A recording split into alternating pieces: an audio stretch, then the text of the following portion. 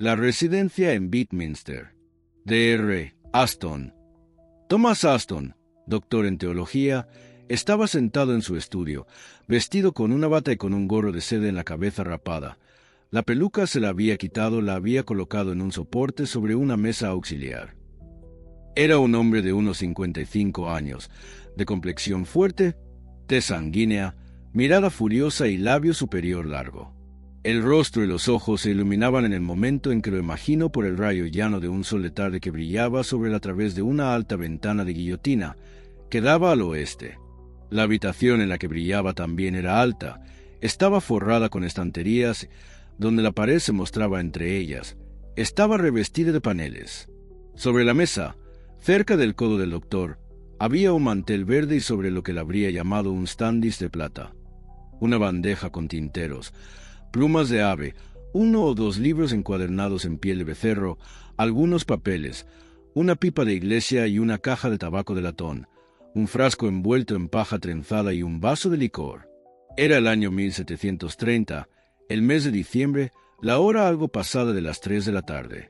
He descrito en estas líneas prácticamente todo lo que un observador superficial habría notado al mirar la habitación. ¿Qué vio el doctor Aston cuando miró desde ella? Sentado en su sillón de cuero. Desde ese punto se veían poco más que las copas de los arbustos y árboles frutales de su jardín, pero la pared de ladrillo rojo era visible en casi toda la longitud de su lado occidental. En medio había una puerta doble con un elaborado trabajo de hierro en forma de espiral, que permitía ver algo más allá. A través de ella podía ver que el terreno descendía casi de inmediato hasta un fondo, a lo largo del cual debía correr un arroyo, y se elevaba abruptamente desde allí al otro lado, hasta un campo que tenía carácter de parque y estaba densamente salpicado de robles, ahora, por supuesto, sin hojas. No estaban tan juntos que no se pudiera ver algo del cielo y el horizonte entre sus troncos. El cielo era ahora dorado y el horizonte, un horizonte de bosques lejanos, parecía púrpura. Pero todo lo que el doctor Aston pudo decir, después de contemplar esta perspectiva durante muchos minutos, fue: abominable. Un oyente se habría dado cuenta, inmediatamente después de esto, del sonido de pasos que venían algo apresurados en dirección al estudio. Por la resonancia podría haber dicho que estaban atravesando una habitación mucho más grande. El doctor Aston se dio la vuelta en su silla cuando se abrió la puerta y miró expectante. La recién llegada era una dama robusta con el vestido de la época. Aunque he hecho algún intento por indicar el atuendo del doctor, o me aventuraré con el de su esposa, pues era la señora Aston quien ahora entraba. Tenía una mirada ansiosa, incluso muy distraída, y fue con una voz muy alterada que casi le susurró el doctor Aston, acercando su cabeza a la suya: «Está muy triste. Amor, me temo que peor». «¿De verdad?», y él se reclinó y la miró a la cara. Ella asintió. 2 campanas solemnes, en lo alto y no muy lejos, anunciaron la media hora en ese momento. La señora Aston se sobresaltó. «Oh, ¿cree que puedo ordenar que el reloj de la catedral deje de sonar esta noche? Está justo encima de su habitación y le impedirá dormir, y dormir es su única oportunidad, eso es seguro». «Pues claro, si fuera necesario, de verdad, se podría hacer, pero no por una tontería. Frank, ahora, ¿me aseguras que su recuperación depende de ello?», dijo el doctor Aston. Su voz era fuerte y bastante dura. «Lo creo de verdad», dijo su esposa. «Entonces, si debe ser así, dile a Mally que corra a Simpkins y le diga de mi parte que debe detener las campanadas del reloj al atardecer. Y, sí, después de eso, que le diga a mi señor Saúl que deseo verlo pronto en esta habitación». La señora Aston se apresuró a salir. Antes de que entre cualquier otro visitante, será conveniente explicar la situación.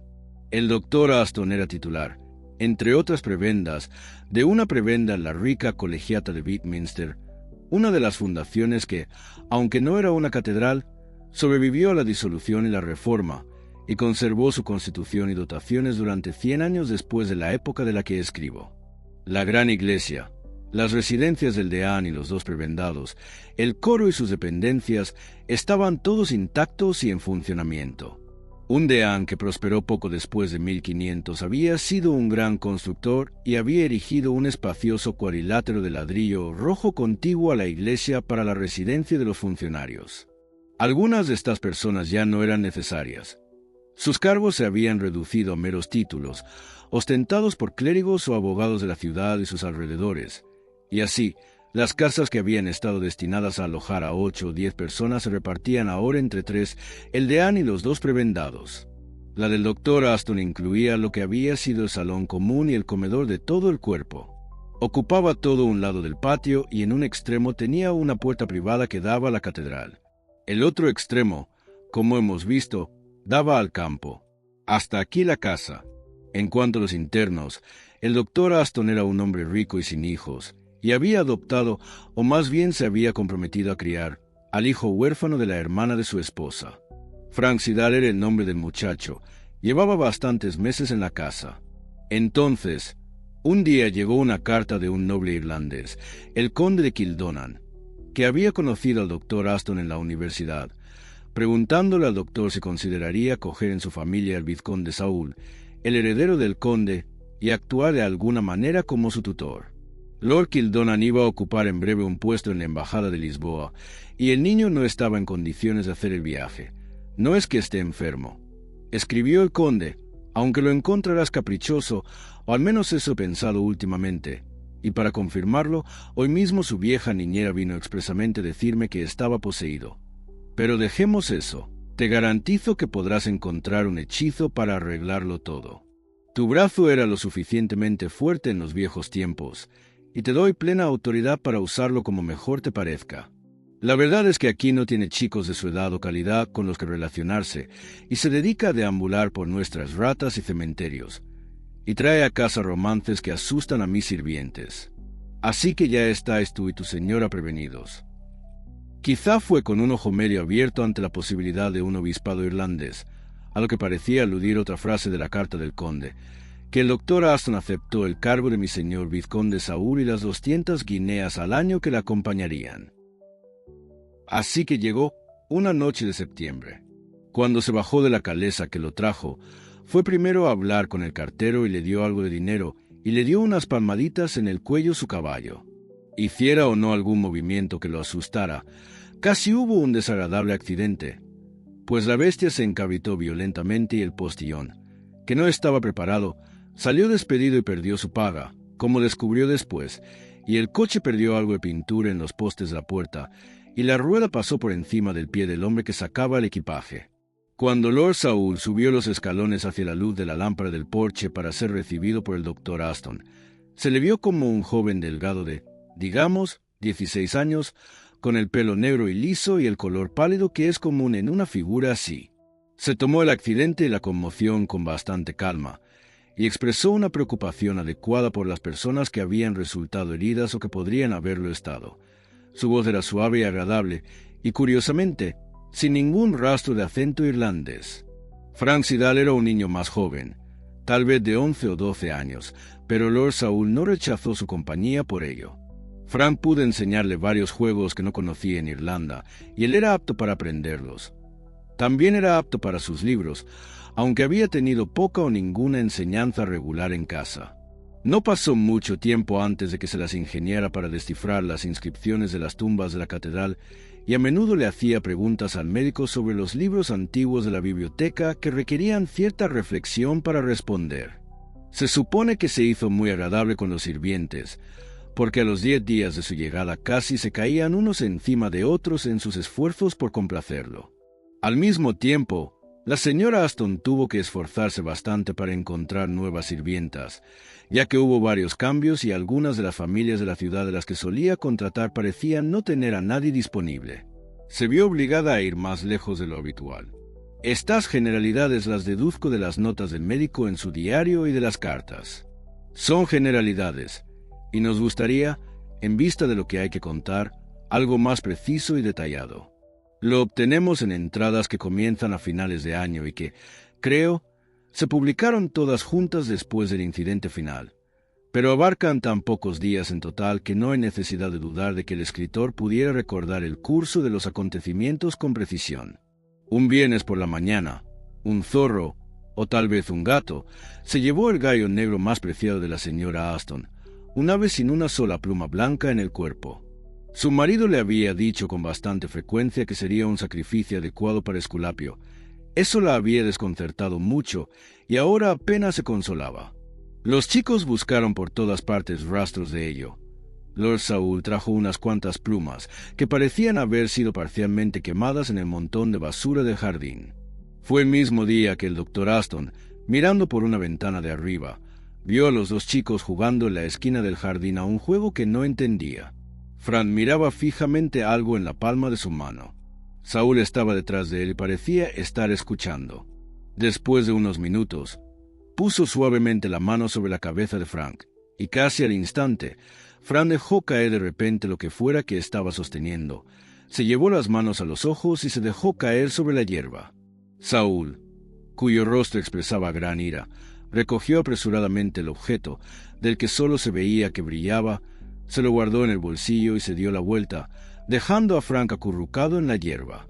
El doctor Aston llamó a la ventana para llamar su atención, y Saúl levantó la vista como si estuviera alarmado, y luego se abalanzó sobre Frank, lo tomó del brazo y se lo llevó.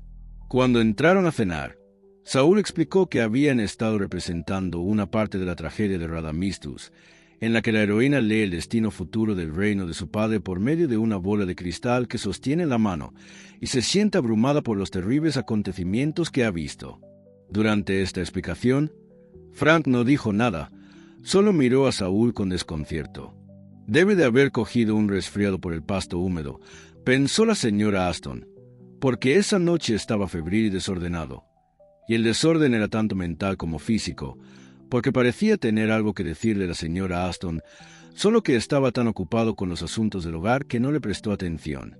Y cuando fue, como de costumbre, a ver si se había apagado la luz de la habitación de los chicos y a darles las buenas noches, Aston, solo una serie de asuntos domésticos le impidieron prestarle atención, y cuando ella fue, como de costumbre, a ver si se había quitado la luz de la habitación de los chicos y a darles las buenas noches, él parecía estar durmiendo, aunque su rostro estaba normalmente sonrojado, según ella pensaba, Lord Saúl. Sin embargo, estaba pálido y tranquilo, y sonriendo en su sueño. A la mañana siguiente, el doctor Aston estaba ocupado en la iglesia y en otros asuntos, y no pudo dar las lecciones a los chicos. Por lo tanto, les dio tareas para que las escribieran y se las trajeran. Frank llamó 3 veces a la puerta del estudio, y cada vez el doctor estaba ocupado con algún visitante, y despachó al chico con bastante brusquedad, de lo que luego se arrepintió. Ese día cenaban 2 clérigos, y ambos comentaron, como padres de familia, que el muchacho parecía enfermo de fiebre, lo cual se acercaba demasiado a la verdad, y que hubiera sido mejor que lo hubieran acostado de inmediato. Un par de horas más tarde, por la tarde, entró corriendo en la casa, gritando de una manera realmente aterradora, y corriendo hacia la señora Aston. Se aferró a ella, suplicándole que lo protegiera y diciendo, «Manténgalos alejados, sin interrupción». Y ahora era evidente que alguna enfermedad se había apoderado de él.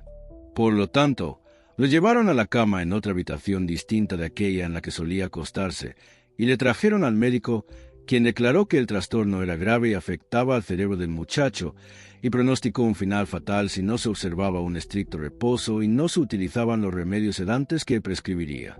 Ahora hemos llegado por otro camino al punto al que habíamos llegado antes. El reloj de la catedral ha dejado de dar las horas, y Lord Saúl está en el umbral del estudio. ¿Qué explicación puede dar del estado de este pobre muchacho?, fue la primera pregunta del doctor Aston. Pues, señor, poco más de lo que usted ya sabe, supongo. Aunque debo culparme a mí mismo por asustarlo ayer cuando estábamos representando esa tonta obra que usted vio. Me temo que se lo tomé más a pecho de lo que pretendía. ¿Cómo es eso? Bueno, contándole historias tontas que había escuchado en Irlanda sobre lo que llamamos la segunda vista. Videncia. ¿Qué clase de visión podría ser esa? Pues, ya sabes que nuestra gente ignorante finge que algunos son capaces de prever lo que está por venir, a veces en un cristal, o en el aire, tal vez, y en Kildonan teníamos una anciana que fingía tal poder. y me atrevo a decir que exageré el asunto más de lo debido, pero nunca imaginé que Frank se lo tomaría tan en serio como lo hizo. Se equivocó, mi señor, se equivocó mucho al entrometerse en asuntos tan supersticiosos, y debería haber tenido en cuenta en qué casa estaba y lo poco apropiadas que son tales acciones para mi carácter y persona o para el suyo. Pero, por favor, ¿cómo es que usted, actuando, como dice, una obra de teatro, se metió en algo que pudo alarmar tanto a Frank? Eso es lo que no sabría decirle, señor. Pasó de hablar de batallas y amantes y Cleodora y Antígenes a algo que no pude seguir en absoluto, y luego cayó como usted vio. Sí. ¿Fue en el momento en que le puso la mano en la cabeza? Lord Saul miró rápidamente a su interlocutor, con rapidez y rencor, y por primera vez pareció no estar preparado para responder. Puede que fuera por aquel entonces, dijo. He intentado recordar, pero no estoy seguro. En cualquier caso, no hubo ninguna importancia en lo que hice entonces. Ah, dijo el doctor Aston.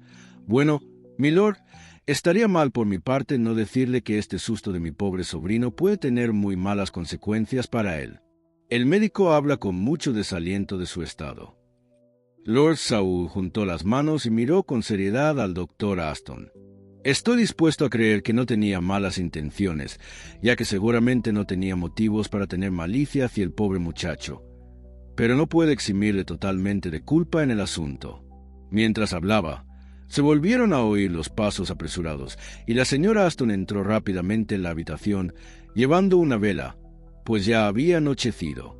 Estaba muy agitada. «Oh, ven», gritó, «ven enseguida. Estoy segura de que se va». «¿Irse? Frank? ¿Es posible? ¿Ya?» Con palabras tan incoherentes, el doctor cogió un libro de oraciones de la mesa y salió corriendo tras su esposa. Lord Saul se detuvo un momento donde estaba.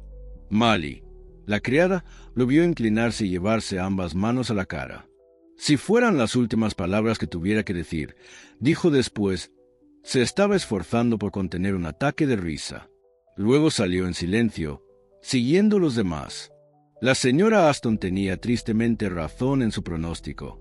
No tengo ganas de imaginar la última escena en detalle. Lo que el doctor Aston registra es, o puede ser tomado como, importante para la historia. Le preguntaron a Frank si le gustaría ver a su compañero, Lord Saul, una vez más. El chico estaba bastante tranquilo, al parecer, en estos momentos. «No», dijo, «no quiero verlo, pero deberías decirle que me temo que tendrá mucho frío». «¿Qué quieres decir, querido?», dijo la señora Aston. «Solo eso», dijo Frank, «pero dile también que ya no las tengo, pero que debe tener cuidado. Y siento lo de tu gallo negro, tía Aston, pero dijo que teníamos que usarlo así, si queríamos ver todo lo que se podía ver». Pocos minutos después, se había ido. Ambos Aston estaban afligidos, ella naturalmente más, pero el médico, aunque no era un hombre emotivo, sintió el patetismo de la muerte prematura. Además, crecía la sospecha de que Saúl no le había contado todo, de que había algo aquí que estaba fuera de su camino trillado. Cuando salió de la cámara mortuoria, fue para cruzar el patio de la residencia hasta la casa del sacristán. Había que tocar una campana que pasaba, la más grande de las campanas de la catedral. Había que cavar una tumba en el patio de la catedral, y ya no había necesidad de silenciar el tañido del reloj de la catedral. Mientras regresaba lentamente en la oscuridad, pensó que debía volver a ver a Lord Saul. Ese asunto del gallo negro, por insignificante que pudiera parecer, tendría que aclararse. Podría ser simplemente una fantasía del niño enfermo. Pero si no, ¿no había leído un juicio de brujas en el que un pequeño sombrío rito de sacrificio había desempeñado un papel? Sí, debía ver a Saúl. Supongo que estos pensamientos suyos antes que encontrar autoridad escrita para ellos. Que hubo otra entrevista es seguro. También es seguro que Saúl no arrojaría, o, como dijo, no podría arrojar, luz sobre las palabras de Frank, aunque el mensaje, o parte de él, parecía afectarle terriblemente. Pero no hay constancia de la conversación en detalle. Solo se dice que Saúl se sentó toda la noche en el estudio. Cuando dio las buenas noches, lo cual hizo con mucha reticencia, pidió las oraciones del doctor. El mes de enero estaba a punto de terminar cuando Lord Kildonan, en la embajada de Lisboa, recibió una carta que, por una vez, perturbó gravemente a aquel hombre vanidoso y padre negligente. Saúl había muerto. La escena del entierro de Frank había sido muy angustiosa. El día era horrible, con oscuridad y viento. A los portadores, tambaleándose a ciegas bajo el sudario negro que se agitaba, les resultó difícil, cuando salieron del pórtico de la catedral, llegar hasta la tumba. La señora Aston estaba en su habitación. Las mujeres no iban entonces a los funerales de sus parientes. Pero Saúl estaba allí, envuelto en el manto de luto de la época, y su rostro estaba blanco y fijo como el de un muerto, excepto cuando, como se notó 3 o 4 veces, de repente giraba la cabeza hacia la izquierda y miraba por encima del hombro. Entonces cobraba vida con una terrible expresión de miedo al escuchar. Nadie lo vio irse y nadie pudo encontrarlo esa noche. Durante toda la noche, el vendaval azotó las altas ventanas de la iglesia, aulló sobre las tierras altas y rugió a través del bosque. Era inútil buscar a la intemperie. No se oía ninguna voz de grito o de auxilio. Lo único que pudo hacer el doctor Aston fue advertir a la gente sobre el colegio y a los agentes de policía de la ciudad y quedarse despierto, alerta ante cualquier noticia, y eso hizo. Las noticias llegaron a primera hora de la mañana siguiente, traídas por el sacristán, cuyo trabajo consistía en abrir la iglesia para las primeras oraciones a las 7, y que envió a la criada corriendo arriba con los ojos desorbitados y el pelo al viento para llamar a su amo. Los 2 hombres se apresuraron a ir a la puerta sur de la catedral, donde encontraron a Lord Saúl aferrándose desesperadamente al gran anillo en la puerta, con la cabeza hundida entre los hombros, las medias hechas jirones, los zapatos perdidos y las piernas desgarradas y ensangrentadas. Esto fue lo que hubo que contar a Lord Kildonan, y aquí termina realmente la primera parte de la historia. La tumba de Frank Sidal y del vizconde Saúl, hijo único y heredero de William, conde de Kildonan, es una tumba de altar de piedra en el cementerio de Westminster. El doctor Aston vivió durante más de 30 años en su casa prebendal, no sé cuán tranquilamente, pero sin perturbaciones visibles. Su sucesor prefirió una casa que ya poseía en la ciudad y dejó vacante la del prebendario mayor. Entre ellos, estos 2 hombres vieron el siglo XVIII y el XIX. El señor Indes, sucesor de Aston, se convirtió en prebendario a los 29 años y murió a los 88. De modo que no fue hasta 1823 o 1824 cuando alguien que pretendía hacer de la casa su hogar accedió al puesto. El hombre que lo hizo fue el doctor Henry Oldys, cuyo nombre puede ser conocido por algunos de mis lectores como el autor de una serie de volúmenes etiquetados como obras de Oldys, que ocupan un lugar que debe ser honrado, ya que rara vez se toca en las estanterías de muchas bibliotecas importantes. El doctor Oldys, su sobrina y sus sirvientes tardaron varios meses en trasladar los muebles y los libros de su rectoría de Dorsetshire al patio de Westminster y en poner todo en su sitio. Pero al final el trabajo estaba hecho, y la casa, que, aunque deshabitada, siempre se había mantenido en buen estado y a prueba de intemperie, despertó, como la mansión de Montecristo en Auteuil, volvió a vivir, cantar y florecer. Una mañana de junio, el lugar lucía especialmente hermoso, mientras el doctor Oldys paseaba por su jardín antes del desayuno y contemplaba el tejado rojo de la torre de la catedral con sus 4 aspas doradas, con un cielo muy azul y pequeñas nubes muy blancas al fondo. «Mary», dijo, mientras se sentaba a la mesa del desayuno y colocaba algo duro y brillante sobre el mantel, «aquí hay un hallazgo que el niño acaba de hacer. Serás más perspicaz que yo si adivinas para qué sirve».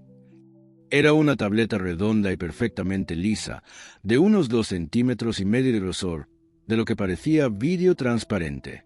«Es bastante atractiva en cualquier caso», dijo Mary. Era una mujer rubia, con cabello claro y ojos grandes, más bien una devota de la literatura. «Sí», dijo su tío, «pensé que te gustaría. Supongo que vino de la casa. Apareció en el montón de basura de la esquina. No estoy segura de que me guste, después de todo», dijo Mary, unos minutos después. «¿Por qué no, querida?» «No lo sé, estoy segura. Quizás solo sea fantasía». «Sí, solo fantasía y romance, por supuesto. ¿Cómo se llama ese libro? El que tenías en la cabeza todo el día de ayer». «El talismán», Tío, oh, si resultara ser un talismán, qué encantador sería. Sí, el talismán. Ah, bueno, te lo regalo, sea lo que sea. Tengo que irme a trabajar. ¿Va todo bien en la casa? ¿Te gusta? ¿Alguna queja de la sala de los sirvientes? No. En efecto, nada podría ser más encantador. La única queja, aparte del cierre del armario de la ropa blanca, del que te hablé, es que la señora Maple dice que no puede deshacerse de las moscas de sierra de esa habitación por la que pasas al otro extremo del pasillo. Por cierto, ¿estás segura de que te gusta tu dormitorio? Está muy lejos de cualquier otro, ya sabes. ¿Que si me gusta? Claro que sí. Cuanto más lejos de ti, querida, mejor. No hace falta que me pegues. Acepta mis disculpas. Pero, ¿qué son las moscas sierra? ¿Se comerán mis abrigos? Si no, que se queden con la habitación para ellas solas. Por lo que a mí respecta, no es probable que la usemos. No, claro que no. Bueno, lo que ella llama moscas de sierra son esas cosas rojizas como un patas largas, pero más pequeñas, y hay muchas de ellas posadas por esa habitación. Sin duda. No me gustan, pero no creo que sean traviesas. Parece que hay varias cosas que no te gustan en esta bonita mañana, dijo su tío, mientras cerraba la puerta. La señorita Ouldis permaneció en su silla mirando la tableta que sostenía en la palma de su mano. La sonrisa que había estado en su rostro se desvaneció lentamente y dio paso a una expresión de curiosidad y atención casi tensa. Su ensueño se vio interrumpido por la entrada de la señora Maple y su invariable apertura. «Oh, señorita, ¿puedo hablar con usted un minuto?» Una carta de la señorita Ouldis a una amiga en Lichfield, comenzada 1 o 2 días antes, es la siguiente fuente de esta historia. No está exenta de rastros de la influencia de esa líder del pensamiento femenino en su época, la señorita Anna Sevar, conocida por algunos como el Cisne de Lichfield. Mi queridísima Emily se alegrará de saber que por fin mi querido tío y yo nos hemos instalado en la casa que ahora nos llama amo. No, amo y señora, como en épocas pasadas ha llamado a tantos otros. Aquí disfrutamos de una mezcla de elegancia moderna y vetusta antigüedad, como nunca antes había embellecido la vida de ninguno de nosotros. La ciudad, por pequeña que sea, nos ofrece un reflejo, ciertamente pálido, pero auténtico, de los placeres de la buena educación. Entre los ocupantes de sus mansiones diseminadas, el campo adyacente cuenta con algunos cuyo refinamiento se renueva anualmente por el contacto con el esplendor metropolitano, y otros cuya robusta y hogareña cordialidad es, a veces, y por contraste, no menos estimulante y aceptable. Cansados de los salones y salas de estar de nuestros amigos, tenemos a mano un refugio del choque de ingenios o de la pequeña charla del día en medio de las solemnes bellezas de nuestra venerable catedral, cuyas campanadas plateadas nos llaman a la oración todos los días, y en los paseos sombreados de cuyo tranquilo cementerio meditamos con el corazón enternecido, y de vez en cuando con los ojos humedecidos, sobre los monumentos conmemorativos de los jóvenes, los hermosos, los ancianos, los sabios y los buenos. Aquí hay una ruptura abrupta tanto en la escritura como en el estilo. Pero mi querida Emily, ya no puedo escribir con el cuidado que te mereces y con el que ambos disfrutamos. Lo que tengo que decirte es totalmente ajeno a lo que ha sucedido antes. Esta mañana, mi tío trajo al desayuno un objeto que se había encontrado en el jardín. Era una tablilla de vidrio o cristal de esta forma. Se da un pequeño boceto, que me entregó y que, después de que saliera de la habitación, permaneció en la mesa a mi lado. Lo miré fijamente, no sé por qué, durante unos minutos, hasta que me llamaron para cumplir con mis obligaciones del día, y se reirá incrédulo cuando le diga que me pareció empezar a vislumbrar reflejados en el objetos y escenas que no estaban en la habitación en la que me encontraba. Sin embargo, no te sorprenderá que, después de tal experiencia, aprovechara la primera oportunidad para recluirme en mi habitación con lo que ahora medio creía que era un talismán de gran poder. No me decepcionó. Te aseguro, Emily, por ese recuerdo que es más querido para ambas, que lo que pasé esta tarde trasciende los límites de lo que antes había considerado creíble. En resumen, lo que vi, sentada en mi dormitorio, a plena luz del día de verano, y mirando en la profundidad cristalina de esa pequeña tableta redonda, fue esto. En primer lugar, Una perspectiva, extraña para mí, de un recinto de hierba áspera y ondulada, con una ruina de piedra gris en medio y un muro de piedras toscas a su alrededor. En él se encontraba una anciana y muy fea mujer con una capa roja y una falda andrajosa, hablando con un niño vestido a la moda de hace quizás 100 años. Ella puso algo que brillaba en su mano, y el algo en la suya, que vi que era dinero, pues una sola moneda cayó de su temblorosa mano a la hierba. La escena pasó. Debería haber comentado, por cierto, que en los ásperos muros del recinto pude distinguir huesos e incluso una calavera, tirados de forma desordenada. A continuación, vi a 2 niños. Uno tenía la misma figura que en la visión anterior, el otro era más joven. Estaban en una parcela de jardín, rodeada de muros, y este jardín, a pesar de la diferencia en la disposición y el pequeño tamaño de los árboles, pude reconocer claramente como el que ahora veo desde mi ventana. Parecía que los chicos estaban jugando a algo curioso. Algo ardía en el suelo. El mayor puso las manos sobre él y luego las levantó en lo que me pareció una actitud de oración. Y vi, y me sobresalté al verlo, que tenían profundas manchas de sangre. El cielo estaba nublado. El mismo niño volvió entonces la cara hacia el muro del jardín e hizo una señal con ambas manos levantadas, y mientras lo hacía me di cuenta de que algunos objetos en movimiento se hacían visibles por encima del muro. No pude distinguir si eran cabezas u otras partes de algún animal o formas humanas. En el instante en que el chico mayor se volvió bruscamente, agarró el brazo del más joven, que durante todo este tiempo había estado estudiando detenidamente lo que había en el suelo, y ambos se apresuraron a marcharse. Entonces vi sangre en la hierba, un pequeño montón de ladrillos y lo que pensé que eran plumas negras esparcidas por ahí. Esa escena se cerró, y la siguiente fue tan oscura que tal vez se me escapó todo su significado. Pero lo que me pareció ver fue una forma, primero agachada entre árboles o arbustos que eran azotados por un viento violento, luego corriendo muy rápido y girando constantemente un rostro pálido para mirar hacia atrás, como si temiera a un perseguidor. Y, de hecho, los perseguidores lo seguían de cerca. Sus formas apenas se veían. Su número, 3 o 4, tal vez, solo se adivinaba. Supongo que en general se parecían más a perros que a otra cosa, pero no eran perros como los que hemos visto. Si hubiera podido cerrar los ojos ante este horror, lo habría hecho de inmediato, pero estaba indefenso. Lo último que vi fue a la víctima lanzándose bajo un arco y agarrándose a algún objeto a que se aferraba, y los que lo perseguían lo alcanzaron, y me pareció oír el eco de un grito de desesperación. Puede que perdiera el conocimiento. Ciertamente tuve la sensación de despertar a la luz del día después de un intervalo de oscuridad. Tal fue, en verdad, Emily, mi visión, no puedo llamarla de otra manera, de esta tarde. Dime, ¿no he sido el testigo involuntario de algún episodio de una tragedia relacionada con esta misma casa? La carta continuó al día siguiente. La historia de ayer no había terminado cuando dejé la pluma. No le conté nada de mis experiencias a mi tío. Tú mismo sabes lo poco que su robusto sentido común estaría dispuesto a permitir, y cómo, a sus ojos, el remedio específico sería un trago de whisky o una copa de oporto. Después de una velada en silencio, entonces, en silencio, nosco, me retiré a descansar. Juzgue mi terror cuando, sin estar aún en la cama, oí lo que solo puedo describir como un bramido lejano, y reconocí la voz de mi tío, aunque nunca antes la había oído tan fuerte.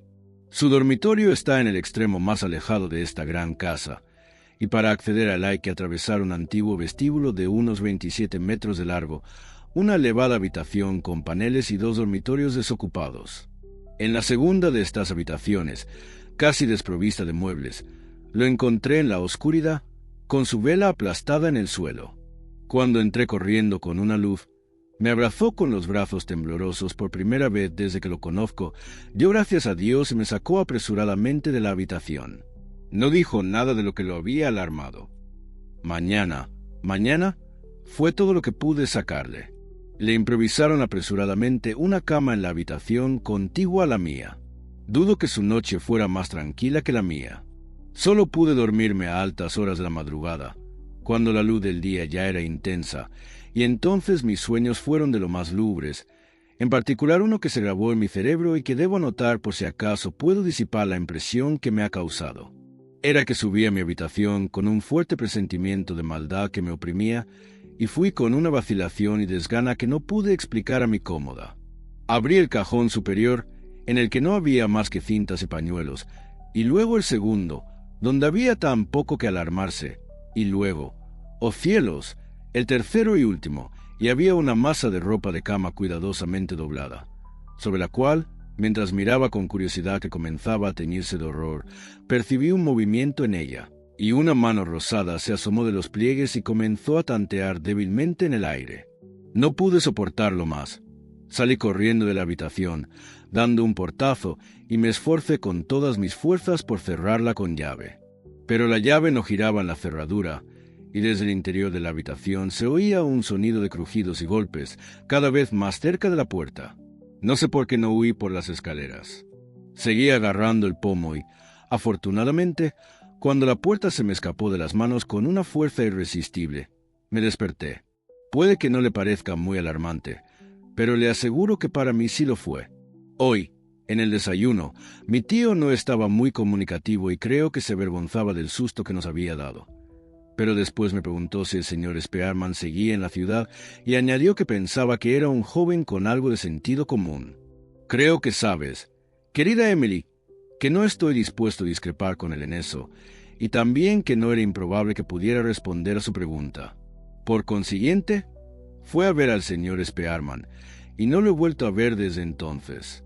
Debo enviarte ahora este extraño resumen de noticias, o puede que tenga que esperar más de un correo. El lector no estará muy equivocado si adivina que la señorita Mary y el señor Spearman se casaron poco después de ese mes de junio. El señor Spearman era un joven fogoso que tenía una buena propiedad en las cercanías de Beaminster, y no pocas veces por esta época pasaba unos días en el King's Head, aparentemente por negocios. Pero debió de tener algo de tiempo libre, porque su diario es copioso, especialmente en los días de los que estoy contando la historia. Me parece probable que escribiera este episodio tan detalladamente como pudo por orden de la señorita Mary. El tío Uldis, espero tener el derecho de llamarlo así dentro de poco, llamó esta mañana. Después de soltar un buen número de comentarios breves sobre temas indiferentes, dijo: «Ojalá, Spearman, escuches una historia extraña y guarde silencio al respecto solo, por un rato, hasta que tenga más información al respecto». «Por supuesto», dije, «puede contar conmigo». «No sé qué pensar», dijo. «Ya conoce mi dormitorio. Está lejos de los demás, y tengo que atravesar el gran vestíbulo y otras 2 o 3 habitaciones para llegar a él». «¿Está al final, junto a la catedral?», pregunté. «Sí, lo es». «Bueno, pues ayer por la mañana mi Mary me dijo que la habitación de al lado estaba infestada de una especie de mosca de la que el ama de llaves no podía deshacerse. Esa puede ser la explicación, o puede que no. ¿Qué opinas?». «Pues», dije, «aún no me has dicho qué es lo que hay que explicar». «Es cierto, creo que no lo he hecho. Pero, por cierto, ¿qué son estas moscas sierra? ¿Qué tamaño tienen?». Empecé a preguntarme si estaba loco. «Lo que yo llamo una mosca sierra», dije con mucha paciencia, «es un animal rojo, como un 100 pies, pero no tan grande, tal vez de 1 pulgada de largo, tal vez menos. Es muy duro en el cuerpo, y para mí, iba a decir, particularmente ofensivo, pero él interrumpió. Vamos, 1 pulgada o menos. Eso no sirve. Solo puedo decirle», dije, «lo que sé. ¿No sería mejor si me dijera de principio a fin qué es lo que le ha desconcertado, y entonces yo podría darle algún tipo de opinión?» Me miró pensativo. «Quizás sí», dijo. «Justo hoy le dije a Mary que pensaba que tenías algo de sentido común en la cabeza». Le di las gracias con una inclinación de cabeza. La cuestión es que me da vergüenza hablar de ello. Nunca me había pasado nada parecido. Bueno, anoche sobre las 11, o después, cogí mi vela y me dirigí a mi habitación. En la otra mano tenía un libro. Siempre leo algo durante unos minutos antes de quedarme dormido. Un hábito peligroso, no lo recomiendo, pero sé cómo manejar mi luz y las cortinas de mi cama. Ahora bien, primero, cuando salí de mi estudio a la gran mitad que está al lado y cerré la puerta, se me apagó la vela. Supuse que había dado un portazo demasiado rápido y había hecho una corriente de aire, y me molestó, porque no tenía ninguna caja de yesca más cerca que mi dormitorio. Pero conocía el camino lo suficientemente bien y seguí adelante. Lo siguiente fue que mi libro se me cayó de la mano en la oscuridad. Si dijera que se me escapó de la mano, expresaría mejor la sensación. Cayó al suelo. Lo recogí y seguí, más molesto que antes y un poco asustado. Pero como sabes, ese vestíbulo tiene muchas ventanas sin cortinas, y en noches de verano como estas es fácil ver no solo dónde está el mobiliario, sino si hay alguien o algo moviéndose, y no había nadie, nada de eso. Así que seguí por el vestíbulo y por la sala de audiencias contigua, que también tiene grandes ventanales, y luego por los dormitorios que conducen al mío, donde las cortinas estaban corridas y tuve que ir más despacio debido a los escalones que había aquí y allá. Fue en la segunda de esas habitaciones donde casi me quedo sin palabras. En el momento en que abrí la puerta de la habitación, sentí que algo iba mal. Lo pensé 2 veces. Lo confieso, si no debería dar la vuelta y encontrar otra forma de llegar a mi habitación en lugar de pasar por ahí. Luego me sentí avergonzado de mí mismo y pensé en lo que la gente llama mejor, aunque no sé si mejor en este caso. Si tuviera que describir mi experiencia con exactitud, diría esto. Había un sonido seco, ligero susurrante por toda la habitación cuando entré, y luego, recuerdas que estaba perfectamente oscuro, algo pareció precipitarse hacia mí, y hubo, no sé cómo decirlo, una sensación de brazos largos y delgados, o piernas o antenas, por toda mi cara, cuello y cuerpo. Parecían tener muy poca fuerza, pero Spearman no creo que en toda mi vida, que yo recuerde, haya estado tan horrorizado o disgustado, y hace falta algo para dejarme inconsciente. Grité tan fuerte como pude, arrojé mi vela al azar y, sabiendo que estaba cerca de la ventana, rasgué la cortina y de alguna manera dejé entrar suficiente luz como para poder ver algo que ondeaba y que sabía que era la pata de un insecto, por la forma que tenía. Pero, Dios mío, ¡qué tamaño! Vaya tamaño debía tener la bestia, tan alta como yo. Y ahora me dices que las moscas sierra miden unos 2 centímetros o menos. ¿Qué opinas, Spearman? Por el amor de Dios, termina primero tu historia. Le dije. Nunca había oído nada igual. Oh, dijo él, no hay más que contar. Mary entró corriendo con una luz y allí no había nada. No le dije lo que pasaba. Cambié de habitación anoche y espero que sea para siempre. ¿Has registrado esta extraña habitación tuya? Dije. ¿Qué guardas en ella? No la usamos, respondió. Hay una vieja prensa y algunos muebles pequeños. ¿Y en la prensa? Dije. No lo sé, nunca la vi abierta, pero sí sé que está cerrada.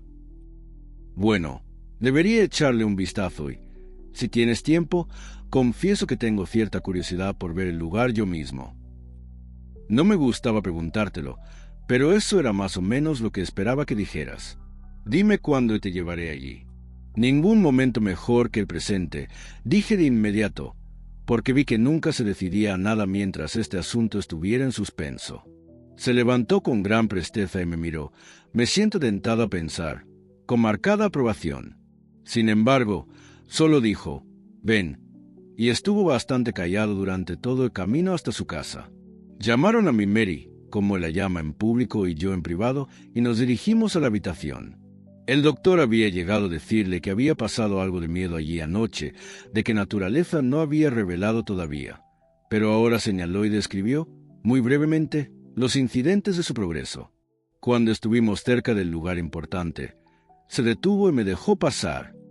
Ahí está la habitación, dijo. Entra, Spearman, y dinos lo que encuentres. Fuera lo que fuera lo que hubiera sentido medianoche, estaba seguro de que al mediodía no habría nada siniestro. Así que abrí la puerta de un tirón y entré. Era una habitación bien iluminada, con una gran ventana a la derecha, aunque no muy ventilada, pensé. El mueble principal era la vieja y desvencijada prensa de madera oscura. También había una cama con dosel, un mero esqueleto que no podía ocultar nada, y una cómoda. En el alféizar de la ventana y en el suelo cerca de él había cadáveres de muchos cientos de moscas sierra, y una de ellas estaba entumecida y tuve cierta satisfacción a matarla. Probé la puerta de la prensa, pero no pude abrirla. Los cajones también estaban cerrados. En algún lugar, era consciente de que había un leve susurro, pero no pude localizarlo, y cuando informé a los de fuera, no dije nada al respecto. Pero, dije, claramente lo siguiente era ver qué había en esos receptáculos cerrados. El tío Uldis se volvió hacia Mary. «Señora Maple», dijo, y Mary salió corriendo. «Nadie, estoy seguro, camina como ella». Y pronto regresó a un ritmo más sobrio, con una anciana de aspecto discreto. «¿Tiene las llaves de estas cosas, señora Maple?», dijo el tío Uldis. Sus sencillas palabras desataron un torrente, no violento, pero copioso, de discurso. Si hubiera estado un par de peldaños más arriba en la escala social, la señora Maple podría haber sido el modelo de la señorita Bates. «Oh, doctor, señorita, y usted también, señor», dijo, reconociendo mi presencia con una inclinación. «Esas llaves». ¿Quién era el que vino la primera vez que nos hicimos cargo de las cosas en esta casa? Era un caballero de negocios, y le di su almuerzo en el pequeño salón porque no teníamos todo como nos gustaría verlo en el grande. Pollo y tarta de manzana y una copa de madera. Querida, dirá que me estoy alargando, señorita Mary, pero solo lo menciono para recuperar mi recuerdo. Y ahí viene Garner, igual que la semana pasada con las alcachofas y el texto del sermón.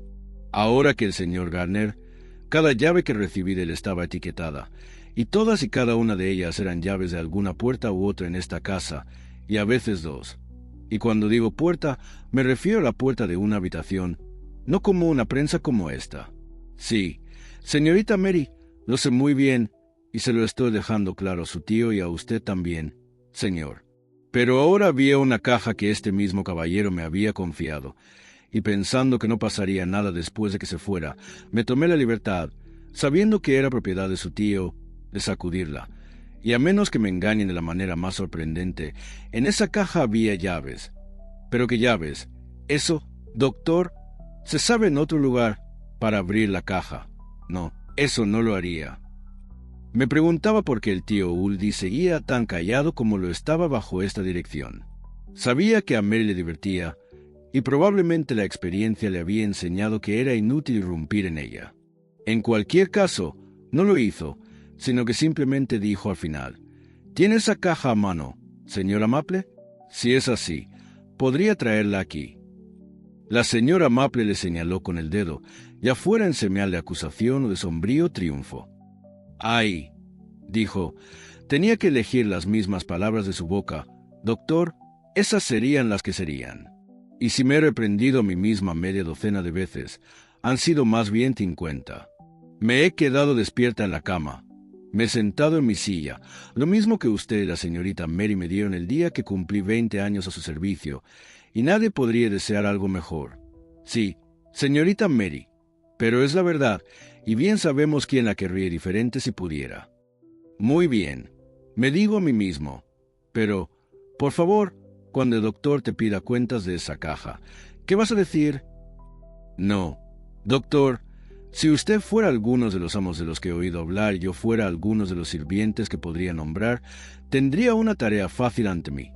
Pero siendo las cosas, humanamente hablando, como son, el único camino que tengo es decirle que sin que la señorita Mary venga a mi habitación y me ayude a recordar que su ingenio puede manejar lo que se me ha escapado, no habrá caja como esa, por pequeña que sea, que se te cruce por los ojos en los próximos días. ¿Por qué? Querida señora Maple, ¿por qué no me dijo antes que quería que la ayudara a encontrarlo?, dijo mi Mary. No importa decirme por qué fue. Vayamos a buscarlo de inmediato. Se apresuraron a salir juntas. Pude escuchar a la señora Maple comenzar una explicación que, no lo dudo, se prolongó hasta los más recónditos rincones del departamento de ama de llaves. El tío Uldis y yo nos quedamos solos. «Una sirvienta valiosa», dijo, asintiendo hacia la puerta. Nada sale mal bajo su mando. Los discursos rara vez duran más de 3 minutos. «¿Cómo se las arreglará la señorita Uldis para que recuerde lo de la caja?», pregunté. «¿Mary? Oh», La hará sentarse y le preguntará sobre la última enfermedad de su tía, o quién le dio el perro de porcelana de la repisa de la chimenea, algo completamente fuera de lugar. Luego, como dice Maple, una cosa lleva a la otra, y la correcta llegará antes de lo que pueda suponer. Creo que ya los oigo regresar. Así fue, y la señora Maple se apresuró a adelantar a Mary con la caja en la mano extendida y el rostro radiante. —¿Qué era eso? —exclamó al acercarse— que dije antes de salir de Dorsetshire hacia este lugar. No es que yo sea de Dorset, ni que tuviera que serlo. Quien guarda bien, encuentra bien, y ahí estaba en el lugar donde lo había puesto. ¿Cuándo? Me atrevería a decir que 2 meses atrás. Se lo entregó al tío Uldis, y él y yo lo examinamos con cierto interés, de modo que dejé de prestar atención a la señora Maple por el momento, aunque sé que ella continuó explicando exactamente dónde había estado la caja, de qué manera Mary había ayudado a refrescar su memoria sobre el tema. Era una caja bastante vieja, atada con cinta rosa y sellada, y en la tapa había pegado una etiqueta con la inscripción en tinta antigua: la casa del prebendado mayor, Beatminster. Al abrirla, se encontraron 2 llaves de tamaño moderado y un papel en el que, de la misma mano que la etiqueta, estaba escrito: llaves de la prensa y cajonera que se encuentran en la cámara en desuso. También esto: los efectos de esta prensa y cajonera están en mi poder, y en el de mis sucesores en la residencia, en fideicomiso para la noble familia de Kildonan, si algún superviviente de ella lo reclama. Habiendo hecho todas las averiguaciones posibles, soy la opinión de que esa noble casa está completamente extinta. El último conde fue, como es notorio, arrojado al mar, y su único hijo y heredero falleció en mi casa. Los documentos relativos a tan melancólica fatalidad fueron depositados por mí en la misma caja en este año de nuestro Señor de 1753, 21 de marzo. Además, opino que, a menos que surja un grave malestar, a aquellas personas que no pertenezcan a la familia de Kildonan y que lleguen a poseer estas llaves se les aconsejará que dejen las cosas como están, opinión que no expreso sin una razón de peso y suficiente. Y me alegra que mi juicio haya sido confirmado por los demás miembros de este colegio y de esta iglesia, que están familiarizados con los acontecimientos a los que se hace referencia en este documento. To, Aston, STP, Praevsen, Will, Blake, STP, Decanus, Hen, Goldman, STB, Prav Hun. Dijo el tío Udis, qué malestar, así que pensó que podría haber algo. Sospecho que fue ese joven, continuó, señalando con la llave la línea sobre el hijo único y heredero. Mary, el vizconde de Kildonan era Saúl. ¿Cómo lo sabes, tío?, dijo Mary. Oh, ¿por qué no? Está todo en Debrett, 2 libritos gorditos. Pero me refería a la tumba junto al camino de Calorías. Él está ahí. Me pregunto cuál es la historia. ¿La conoce, señora Maple? Y, por cierto, mire sus moscas de sierra junto a la ventana. La señora Maple, enfrentada así a 2 temas a la vez, se sintió un poco abrumada para hacer justicia a ambos. Sin duda fue una imprudencia por parte del tío Uldis darle la oportunidad. Solo podía suponer que tenía alguna ligera vacilación sobre el uso de la llave que tenía en la mano. Oh, esas moscas, qué malas estaban, doctor y señorita, estos 3 o 4 días. Y usted también, señor, no se lo imaginaría, ninguno de ustedes. ¿Y cómo vienen? También. Primero tomamos la habitación en nuestras manos. Las contraventanas estaban levantadas, y lo habían estado, me atrevo a decir, años y años, y ni una mosca a la vista. Luego bajamos las barras de las contraventanas con muchas dificultades y lo dejamos así durante el día, y al día siguiente envié a Susan con la escoba a barrer, y no habían pasado ni 2 minutos cuando salió al vestíbulo como una ciega, y tuvimos que quitárnosla de encima a golpes. Su gorra y su pelo, no se podía ver el color, se lo aseguro, y todo alrededor de sus ojos también. Por suerte, no es una chica caprichosa, de lo contrario, si hubiera sido yo, solo el cosquilleo de esas cosas desagradables me habría vuelto loco. Y ahora yacen como tantas cosas muertas. Bueno, estaban bastante animados el lunes, y ahora es jueves. No, ¿o no? Viernes. Solo con acercarte a la puerta, los oías tamborilear contra ella, y una vez que la abrías, se te echaban encima, como si quisieran devorarte. No pude evitar pensar para mis adentros: si fuerais murciélagos, ¿dónde estaríamos esta noche? Tampoco se puede matar, no como una mosca normal. Bueno, hay algo de lo que estar agradecidos, si pudiéramos aprender de ello. Y luego esta tumba también, dijo, apresurándose a su segundo punto para eludir cualquier posibilidad de interrupción, de esos dos pobres jóvenes. Digo pobres, y sin embargo, cuando me repongo, estaba tomando el té con la señora Simpkins, la esposa del sacristán, antes de que llegaran usted, doctor, y la señorita Mary, y esa es una familia que ha estado en el lugar. ¿Cuánto? Me atrevería a decir que 100 años en esa misma casa, y podrían poner la mano en cualquier tumba o sepultura de todo el patio y darte nombre y edad. Y su relato sobre ese joven, el señor Simpkins, quiero decir, vaya, apretó los labios y asintió varias veces. Cuéntenos, señora Maple, dijo Mary.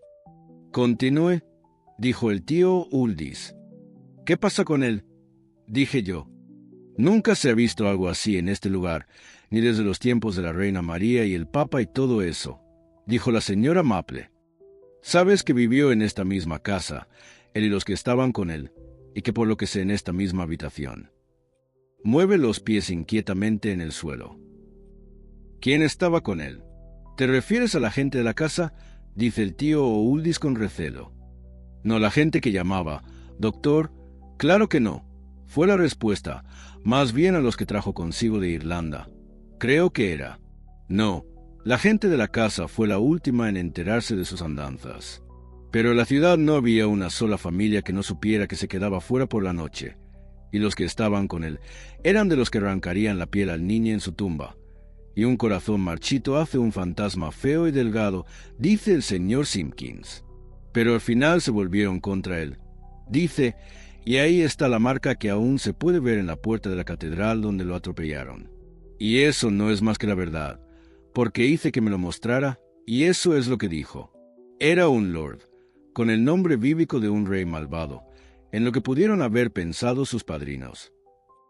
Se llamaba Saúl, dijo el tío Uldis. Por supuesto que era Saúl, doctor, y gracias. Y ahora, no es el rey Saúl de quien leemos que resucitó al fantasma que yacía en su tumba hasta que lo despertó, y no es extraño que este joven lord tenga ese nombre, y el abuelo del señor Simpkins lo viera salir por la noche por la ventana de su casa y pasearse de una tumba a otra en el patio con una vela, y los que estaban con él lo siguieran por la hierba pisándole los talones, y una noche se acercara a la ventana del viejo señor Simpkins que da al patio y apretara la cara contra ella para ver si había alguien en la habitación que pudiera verlo, y justo a tiempo para que el viejo señor Simpkins se agachara, en silencio, justo debajo de la ventana y contuviera la respiración, y no se moviera hasta que lo oyera alejarse de nuevo, y este susurro en la hierba tras él mientras se iba. Y luego, cuando miró por la ventana por la mañana, había pisadas en la hierba y un hueso de hombre muerto. Oh, era un niño cruel, sin duda, pero tuvo que pagar al final. ¿Y después? ¿Después? Dijo el tío Uldis con el ceño fruncido. Oh, sí, doctor, noche tras noche en tiempos del viejo señor Simpkins, y su hijo, que es el padre de nuestro señor Simpkins. Sí, y también nuestro propio señor Simpkins.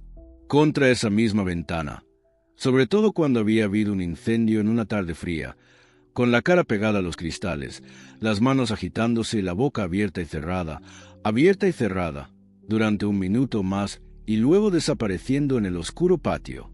Pero abrir la ventana en esos momentos, no, eso no se atreven a hacer, aunque podrían compadecerse de la pobre criatura, que se encogía de frío y parecía desvanecerse en la nada a medida que pasaban los años. Bueno, de hecho, creo que no es más que la verdad lo que nuestro señor Simpkins dice de su propio abuelo. Un corazón marchito se convierte en un fantasma feo y delgado. Me atrevo a decir, dijo el tío Uldis de repente, tan de repente que la señora Maple se detuvo en seco. Gracias. Vámonos todos. Pero, tío, dijo Mary, ¿no vas a abrir la caja fuerte después de todo? El tío Uldis se sonrojó, De verdad que se sonrojó. «Querida», dijo, «eres libre de llamarme cobarde o de aplaudirme como hombre prudente, como prefieras. Pero no voy a abrir ese arcón ni esa cómoda yo mismo, ni voy a entregarle las llaves a usted ni a ninguna otra persona. Señora Maple, sería tan amable de conseguir 1 o 2 hombres para trasladar esos muebles al desván. Y cuando lo hagan, señora Maple», dijo Mary, que me pareció, no sé por qué, más aliviada que decepcionada por la decisión de su tío, «tengo algo que quiero que pongan con el resto, solo un paquete bastante pequeño». Creo que no nos fuimos de aquella curiosa habitación de muy buen grado. Las órdenes del tío Oldie se cumplieron ese mismo día. Y así, concluye el señor Spearman, Beatminster tiene una cámara de barba azul, sospecho, un Box, que esperan a algún futuro ocupante de la residencia del prebendario mayor.